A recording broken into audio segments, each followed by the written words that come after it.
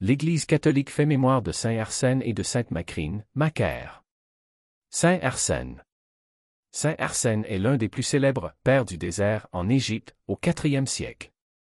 Certaines de ses maximes sont devenues proverbiales, comme celle-ci: « Je me suis souvent repenti d'avoir parlé, rarement d'avoir gardé le silence. » Né sans doute à Rome en 354, le jeune Arsène fut très tôt attiré par la solitude pour y chercher Dieu. Il prit comme tant d'autres la direction de l'Orient. Passant par Constantinople, il se retira dans le désert de Cété, en Égypte. Il en sera chassé par les hordes vandales et se réfugie alors à Canopée puis à Troé, près de Memphis. Pour gagner sa vie, et peut-être en référence à l'histoire du petit Moïse exposé sur les eaux du Nil, le moine Arsène fabrique des corbeilles.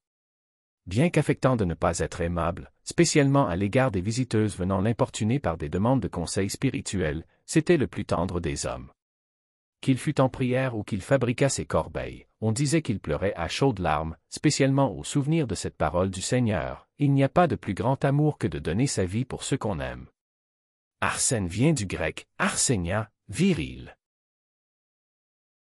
Sainte Macrine, Macaire. Sainte Macrine est fêtée aujourd'hui par les églises orthodoxes. En Asie mineure au IVe siècle, une famille étonnante vivait en Cappadoce. 3 des fils étaient évêques, théologiens et pasteurs éminents, Basile et ses frères Grégoire de Nice et Pierre de Sébaste. Il y avait aussi 3 femmes, admirables croyantes, leur mère et les 2 Macrines, la grand-mère et la sœur aînée. De son aïeul, Basile disait qu'elle leur avait tout enseigné, leur apprenant à lire le psautier. Sans le soutien de sa sœur, lui et son frère, brillant lettrés, n'auraient jamais été ni moine ni évêque. Macrine, dite la jeune, était l'âme du foyer familial. Elle transforma leur maison en mini-monastère, unissant contemplation, hospitalité et bienfaisance. Macrine était en dialogue spirituel intense avec son jeune frère Grégoire. Leurs derniers entretiens sont relatés par lui dans sa vie de Macrine et son œuvre sur l'âme et la résurrection. En grec, Makario signifie bienheureux. Saint Arsène et de sainte Macrine, Macaire, priez pour nous. Évangile. Le Fils de l'homme est maître du sabbat. Alléluia. Alléluia. Mes brebis écoutent ma voix, dit le Seigneur. Moi, je les connais, et elles me suivent. Alléluia. Évangile de Jésus-Christ selon saint Matthieu.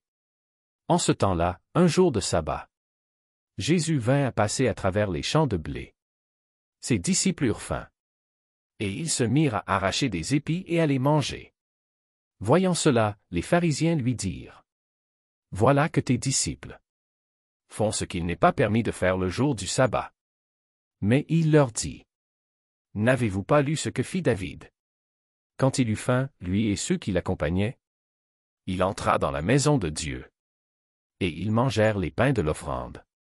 Or, ni lui ni les autres n'avaient le droit d'en manger, mais seulement les prêtres.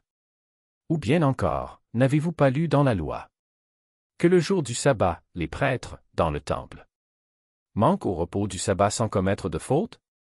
Or, je vous le dis, il y a ici plus grand que le temple.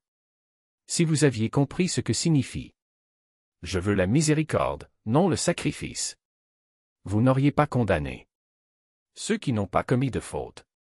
En effet, le Fils de l'homme est maître du sabbat. Acclamons la parole de Dieu. Louange à toi, Seigneur Jésus.